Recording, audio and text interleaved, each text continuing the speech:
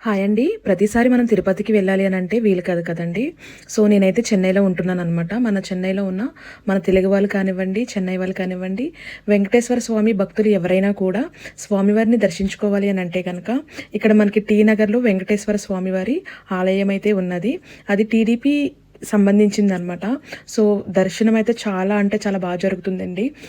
నిజంగా నేను so happy. So, ఎందుకనంటే ఈరోజు ఏమంటారు దసరా అయిన తర్వాత ఈరోజు చాలా మంచి రోజంట. సో, అందుకోసంకి నేను ఈరోజు శ్రీవారిని దర్శించుకోవడానికైతే టీ నగర్‌కి వచ్చానండి. సో, ఇక్కడికొచ్చినప్పుడైతే చూడండి ఎంతమంది ఉన్నారో.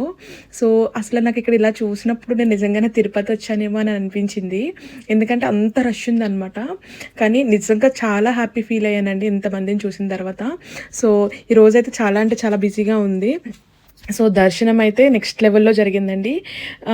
నార్మల్‌గా అయితే నేను ఎవ్రీ సాటర్‌డే కూడా వస్తాననమాట అండి ఇక్కడికి. ఎవ్రీ సాటర్‌డే వచ్చినప్పుడు నాకు ఇంత టైం అయితే పట్టలేదు ఎప్పుడు కూడా. ఎందుకనంటే